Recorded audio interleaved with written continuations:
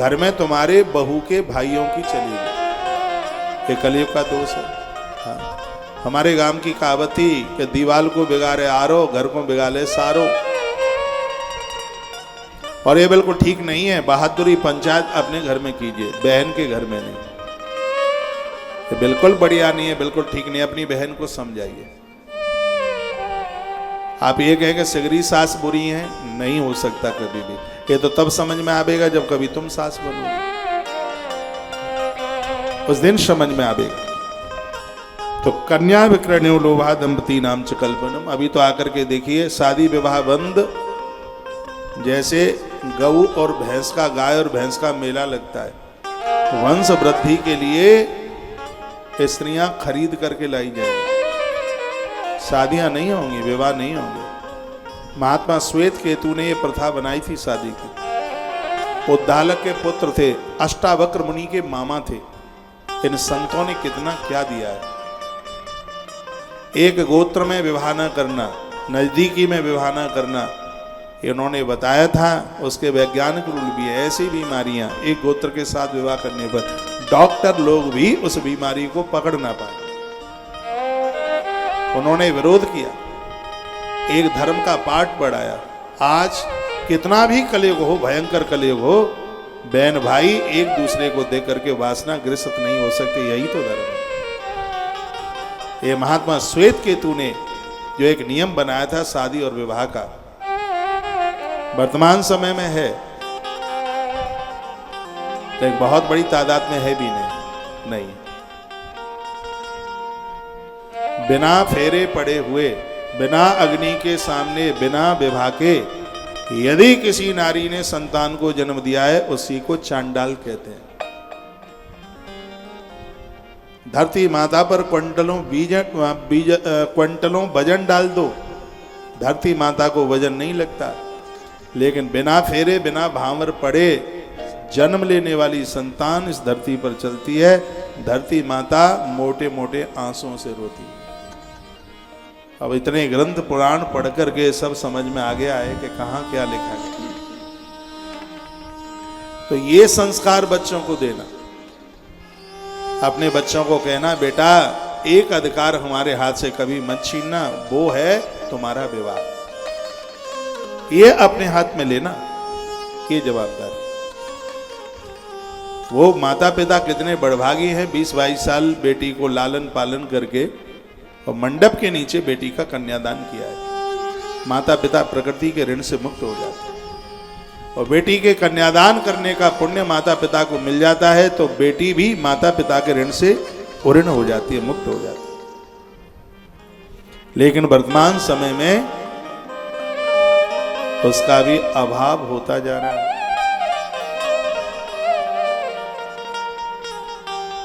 उदरम मृडो जीवा बराका कूट भाषण।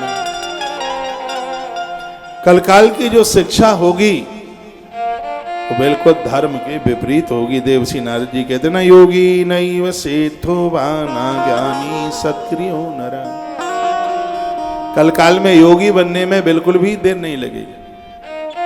हाल योगी, साधु शब्द, संत शब्द इतना सस्ता कलयुग में होगा। हो मौज मस्ती घर गृहस्थी की लोग, हाँ, और तो भी बहुत बड़े तुम साधु हो।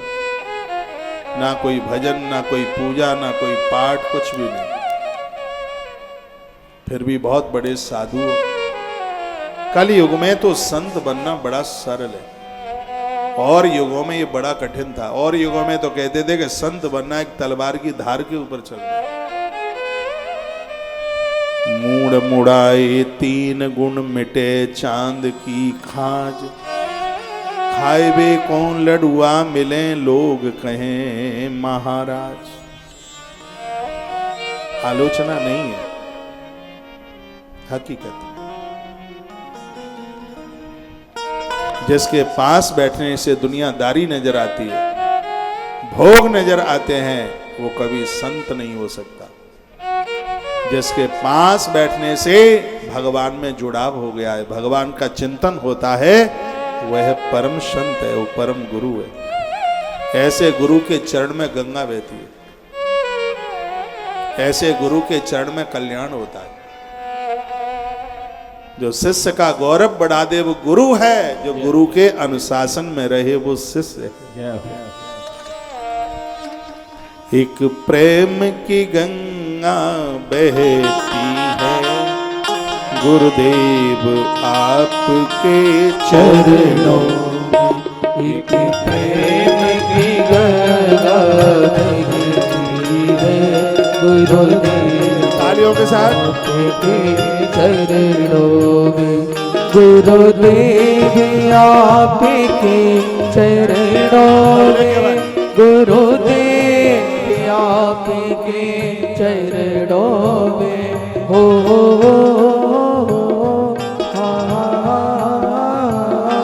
गुरुदेव आपके चरणों में, गुरुदेव आपके चरणों में। पहले मिले ताजे सभी तीर्थों का, पहले मिले ताजे सभी तीर्थों का। करो साध आपके चरणों में। एक प्रेम की गंगा बहती है, गुरुदेव आपके चरणों में। जय हो।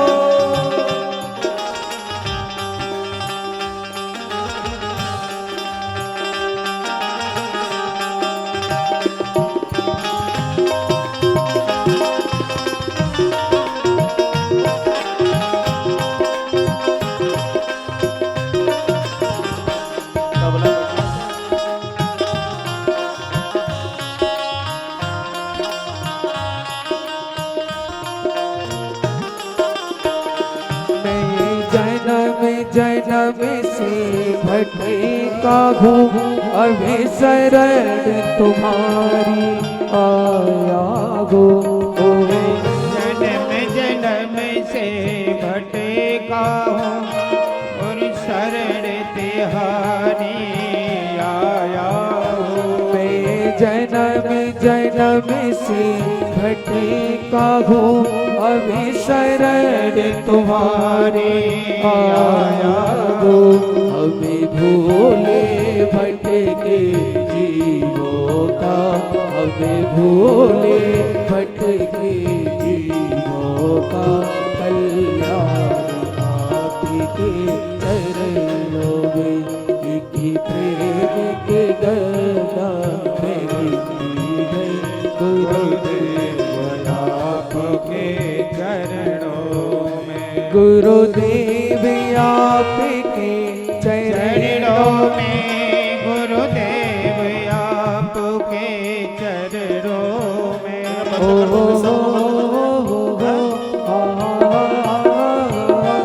गुरुदेव आपके चरणों में, गुरुदेव आपके चरणों में। मिलता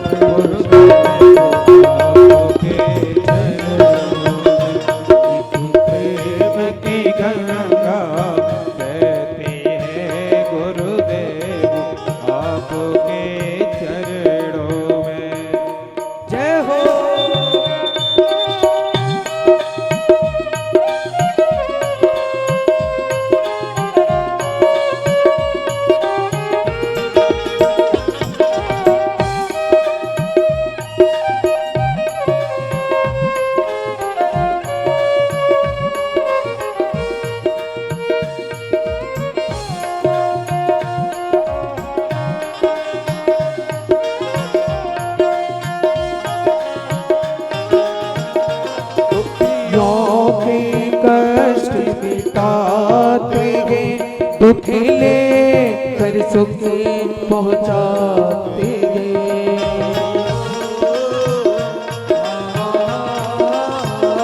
दुखियों के कष्ट मिटाते गए, दुख ले कर सुख पहुँचाते गए। मेरे जन्म मरण से छुटकारा जन्म मरण से छुटकारा जो आए तुम्हारे चरणों में। एक प्रेम की गंगा बहती है गुरुदेव आपके चरणों में। गुरुदेव आपके चरणों में, गुरुदेव आपके चरणों हो बाबा।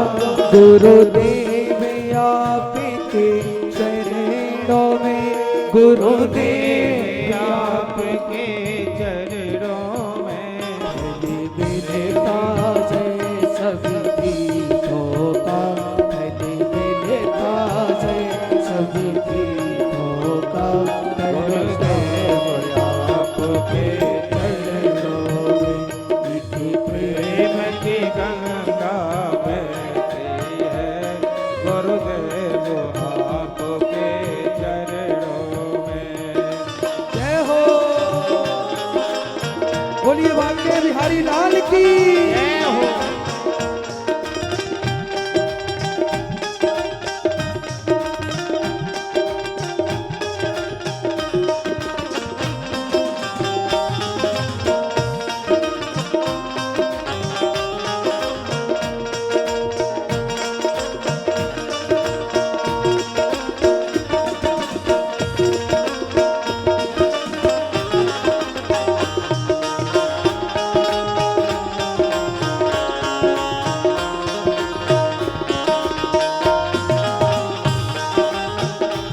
एक बार जो दर्शन पाता है, दिल तुम्हें खो ही दे जाता है।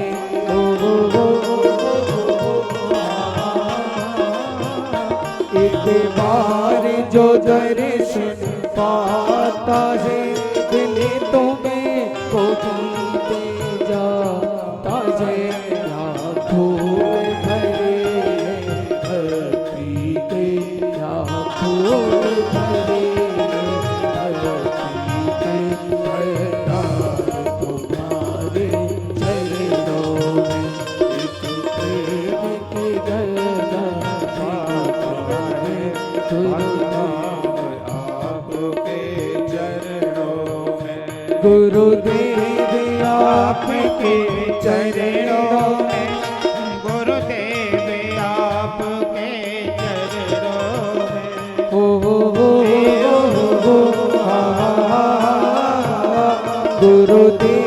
आपके चरणों चरणों में गुरुदेव आपके चरणों में। मिलता है सभी गीतों का, मिलता है सभी गीतों का।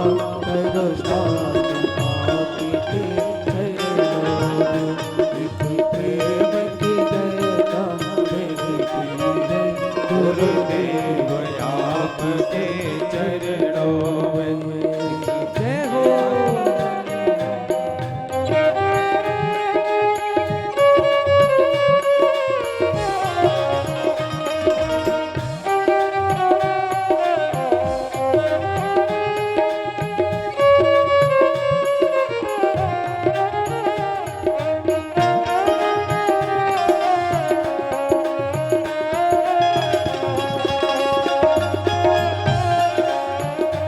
जन्मों का बिछड़ा शरण पड़ा, मैं हाथ जोड़े तेरे द्वार खड़ा।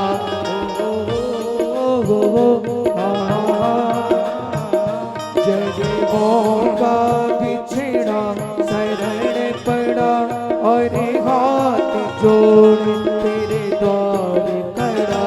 चौरासी का काटो गर्दन, चौरासी का काटो गर्दन, गीता तुम्हारे चरण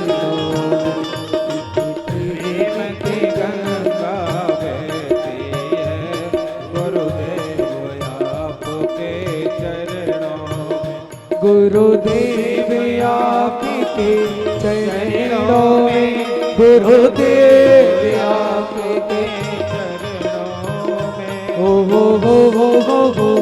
हा हा हा हा हा गुरुदेव आपके चरणों में गुरुदेव आपके चरणों में भले भले ताज सजदे होता करो आपके चरणों में प्रेम की गंगा बहती है गुरुदेव आपके चरणों में प्रेम की गंगा बहती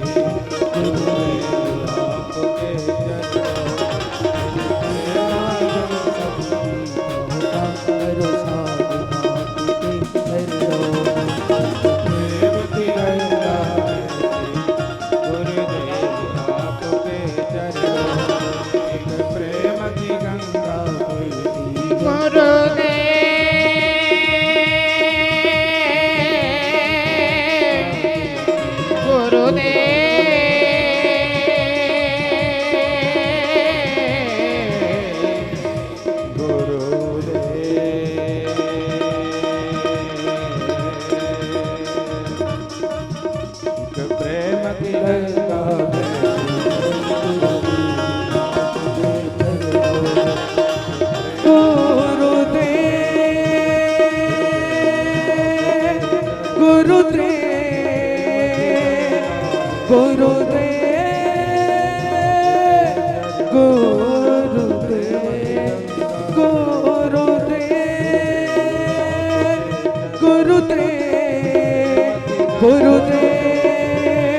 आपके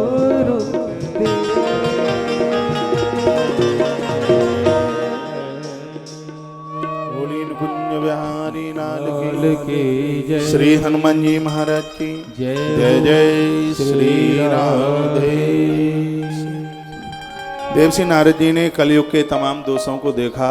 जब वो घूमते हुए सीधा वृंदावन की तरफ आए तो उनके आंखों के सामने एक बहुत बड़ी घटना घटी।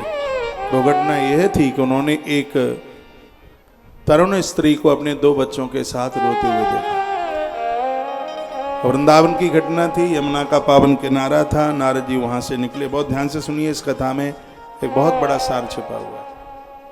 उस नारी ने जैसे ही नारद जी को देखा तो उसने वहीं से आवाज लगाई, का भो भो साधु छड़म तिष्ठा मा चिंता मपि नाशया दर्शनम तब लोकस्या सर्वता गहरम परम।